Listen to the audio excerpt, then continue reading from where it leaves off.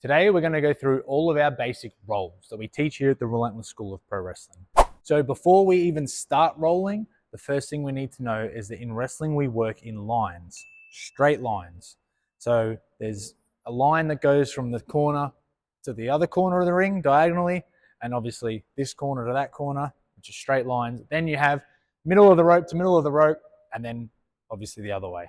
You always want to run your spots, do your rolls in those lines. One, so you know where your opponent is. Everyone in the ring knows where each other is, so you're working on those lines. There's nothing worse than doing a move with someone and they're flinging around in between the lines, which is no man's land, because that's generally where the referee will stand. Reason being, that referee knows where you're going to work in lines as wrestlers, so they'll be out of the way. So we want to roll in lines. Step one, you obviously want to face straight on your line. Your feet must be pointing straight because everything needs to go in a straight motion. I always say it's like your feet are on train tracks. So if I step directly in front of my toes, like I'm a train on train tracks. I don't want to have my feet outwards, because then if I have my feet like this and I try and roll straight, I'm going to go sideways. We're going to roll straight. Our first roll we're going to be doing is the forward roll. So for this, we're going to squat down. We're going to put our hands up like this with our arms bent at 90 degrees. Reason that we roll on our hands like this and not our fists is because if we roll on our fists, we can sprain our wrists. Whereas if we put our hands down, we have control.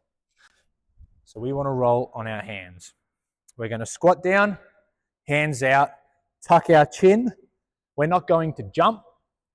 We're just going to fall forward. As we tuck our chin and roll straight, the goal is to roll straight over your head, not sideways. As we roll, we'll grab our shins and pull ourselves forward. We never want to reach back. That's how arms and limbs get broken. We want to roll forward, grab our shins, come up standing, and no matter how you end up, even if you're off balance and fall, in wrestling, we always want to finish in our fighting stance, which is, again, feet straight, toes pointing forward on the train tracks, left foot slightly in front, slight bend in our knees, athletic stance, and fists up. Shoulders straight. We don't want to be like this or off with our feet. We want to be straight. So we're ready to walk and perform back on that straight line. So, hands out, squat down, tuck our chin, fall forward, hands on the mat, roll, grab our shins, come up. If we have to adjust our feet, we can. Fighting stance. In wrestling, we always rotate clockwise as much as possible. There are exceptions to the rule. We are going to rotate clockwise. We're back on our line. Another forward roll. Hands up, squat down, fall forward, tuck our chin. Boom. Forward roll. Now we're going to perform the back roll. The back roll is almost the exact same thing, but in reverse. So we're going to face the opposite way. We're going to do the same thing. We're going to squat, hands up, tuck our chin. We're going to fall backwards. We're not going to push. We're not going to jump. And we are also going to not panic when we roll over our head. One of the biggest things that happens when teaching this roll is people get to the point where they're about to roll over their neck and head, and they lock their head up and freeze, and then they go, oh, I can't roll over my head, and they end up going sideways. You just relax your body, tuck your chin, breathe out. It will let you roll. Your neck is flexible enough. And if it's not, we have some stretches and workouts that can fix that. But everyone should be able to do it. So we're going to squat, hands out, fall, and as we go, put our hands down, we come up on our feet, left foot forward, fighting stance. Nice and straight. We'll do the same thing again. Squat, hands up, fall, hands back, up we come, fighting stance. And that's our back roll. The next roll we're going to perform is a shoulder roll, or some people call a 3/4 roll. It's where we are going to roll with one leg and one arm forward. Often you'll do this on the left when you're taking an arm drag, but we are going to do both sides. We're going to start again on our train tracks, feet straight. We're going to start with the right shoulder roll. So that means our right hand and our right foot are going to step forward first. Again, remember, keep your feet on those straight line train tracks. So the foot just comes, and just that much. You don't have to lunge out too far, just so that your heel is in front of the toe of your back foot. Then we're going to put our arm out. This arm is not on the train tracks. This arm is going to go down what I like to call the body line. So imagine there's an invisible line that goes all the way down the center of your body. That's our third line, which should be the same line that we're using to roll on for the ring, corner to corner. So if you think of it, we have our right leg's roll, our line, our left leg's line, our train tracks, and then our body line down the middle. So for the right shoulder roll, our right foot will come forward, our right hand will come forward, and that will be down our body line. That way it controls our body to roll straight. We're going to bend our wrist for this. We want our back of our wrist to touch the mat. Don't scoop it under. A lot of people will do that early on and they'll dump themselves on their head. You want to put the back of your wrist on the mat. You're not necessarily putting pressure as if to handstand yourself. You're just putting it there with enough pressure so it guides your roll to roll up your arm, up your shoulder, hence we call it the shoulder roll. And we should, if we do this right, come up straight. On the way up though, we're not coming up the same way with our feet that we do for the forward and back roll with our feet straight. We're going to do what we call a figure four. So on the roll up, I'm going to tuck my back leg, which for the right shoulder roll would be my left leg, tuck my foot and ankle behind my right knee. So if you look, this hopefully makes the number 4, not letter, number 4. So the figure 4. So when we come up from our roll, that we want our right foot forward and our left leg bent behind our knee. So we're on our train tracks. Our right foot goes forward on the train track. Our right arm comes out on the body line. We're going to bend our wrist, tuck our chin. Our head should follow this hand as we go down. We're going to squat down, touch the mat, roll. As you can see, my legs tucked behind. I come up in this right forward lunge. If I look at my hand, it's dead straight. We're on that corner to corner body line. I come up, left foot forward always, fighting stance. Then we rotate clockwise. I'm here again, right foot forward, left foot back. Right hand out, bend my wrist, tuck my chin, put it down, fall forward. And that's a right shoulder roll. The left shoulder roll is the exact same on the other side of the body. Straight feet, left leg forward this time. Left hand out on the body line, bend that wrist, back of our wrist on the mat. Our right foot will tuck behind our left leg, tuck my chin, and we go. Nice and straight, we get up, fighting stance. We rotate around, left foot forward, left hand out, back of our wrist. And there's our left shoulder roll. The next roll we're going to do is a handstand roll. One of the harder rolls. It took me at least 6 months to learn this back when I was starting wrestling. I was only 17 and had no muscle development, so it does make it hard. But this roll is not about strength. 80% of people have enough strength to actually hold themselves in a handstand. It's slightly coordination, but most of it is fear. Fear is the biggest blocker in all of wrestling training. People are just scared to do something, whether it's consciously or subconsciously. Their brain's saying, hey, this is going to hurt, and it blocks you from doing it physically. But we're going to do a handstand roll. So we're going to start with our feet straight. Which leg you put forward is up to you. It's personal preference. I go with my right leg. I'm going to step forward with that right leg. Hands out. You're going to lock your arms because eventually you're going to end up like this. As you put your arms down, you want to keep your head up, not tuck it. Because the second you tuck your head, that handstand is over and you're going to start your roll. You want to perform a handstand, point your toes to the roof, try and get your body as straight as possible. I'm going to try and do it as slow as I can as to demonstrate. It's a lot harder to do slower. Straight handstand, then you'll tuck your chin, and whilst you're upside down, you will lower your arms, contract your arms, roll, and finish just like the end of our forward roll. You can grab your shins, pull yourself up, fighting stance. So arms up, right foot forward.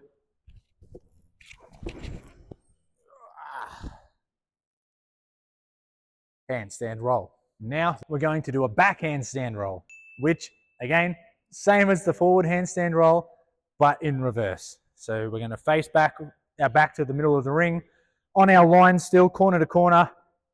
We're going to perform the start of a back roll, squat, hands up, fall backwards, back roll, and then when we get to the tippy top of our shoulders near our neck, we're going to push up with our hands and our feet and toes to the roof, trying to get straight upside down into a handstand off the back roll, come down onto our feet, fighting stance.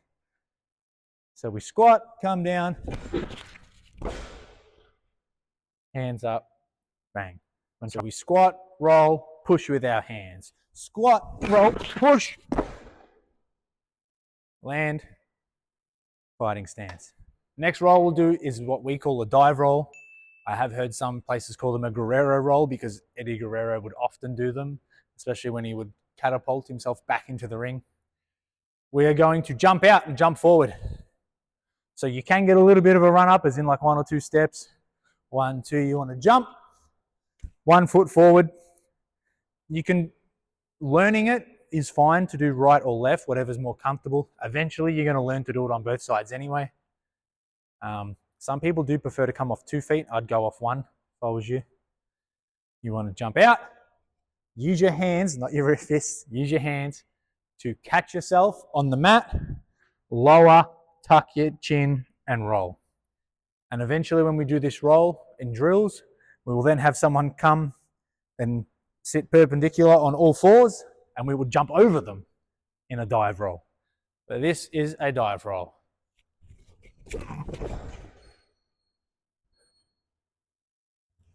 And then if we pretend there's an imaginary person laying down there on their hands and knees, I'm going to try and jump with a bit of height now and jump over them.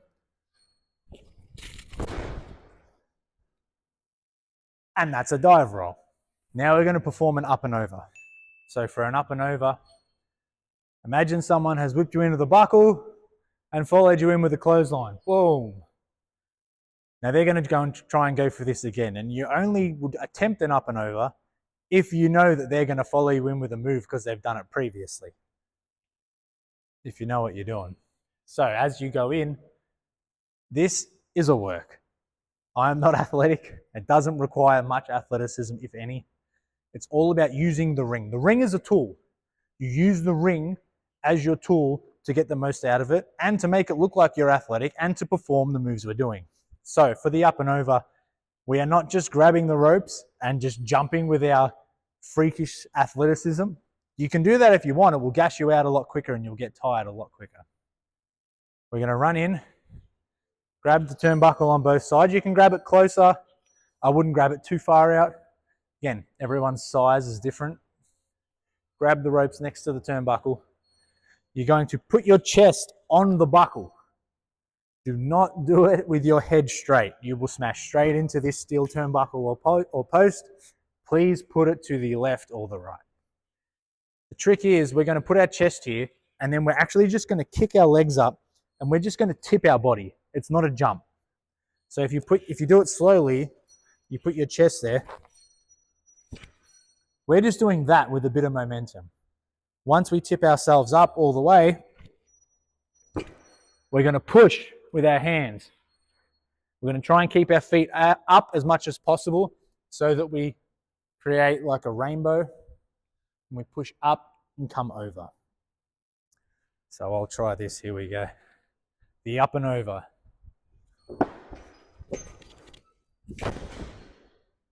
And hopefully that was enough room to counter my opponent as they follow me in for a clothesline and I jump over them. I'll do one more, and as you see, when I come down, I want to keep my legs split. Reason being, if we have mistimed this and the person runs in later than I expected, if my feet are straight, they are going to smack into them and kick them in the face. If our legs are open, we will miss them, hopefully, because our goal in this match or in this part of the match is to evade and counter our opponent. So we're going to run in, chest on the buckle, tip our body up, push out split our legs, and come down like a rainbow so we can evade them. And there they should be. So with the up and over in the ring, you can also up and over to the outside. This will often happen when you run in at someone in the turnbuckle and they evade you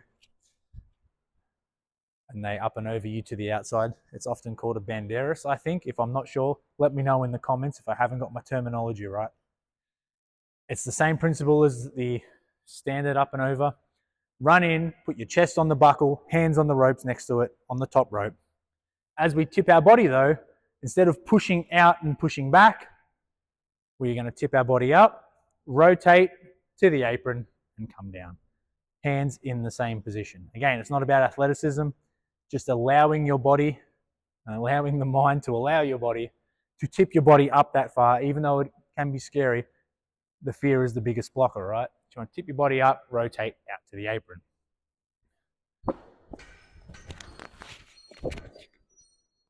And we're on the outside. To go back in, it's the same thing in reverse, like a lot of our rolls. Keep your hands in the same spot. Yes, it feels weird. And it feels like your hands are going to be constricting you and blocking you, but they're not. For this one, I would advise jumping. And when I say jumping for me, because I'm a little bit taller than most, I only have to jump that high. If you are a lot shorter, you will have to jump a bit higher. We try and avoid as much as possible people using the bottom rope to have to jump themselves up. You should be able, even if you're this tall, you should be able to go from here to here without having to use the bottom rope. So only jumping that high, really. We're going to jump, chest on the buckle, tip our body up, swivel, and we go back in. Up. There it is. And even if you get stuck here, you're still there. And that's why we do the chest on the buckle tip method. Because if you get stuck here, you'll still make it back in. We're here. And we're back in. When you're doing the standard up and over, the reason we teach the chest on the buckle, tip your body method, as opposed to people coming and jumping with pure athleticism, is because people then start getting that fear or doubting themselves and they use the bottom rope, which is cheating and not really what we're looking for. So again, just put your chest on that buckle, tip your body up, open your legs and come down. And they are all of our basic rolls that we teach right here at the Relentless School of Pro Wrestling. And if you want to sign up, come down here, train with us now, and be relentless.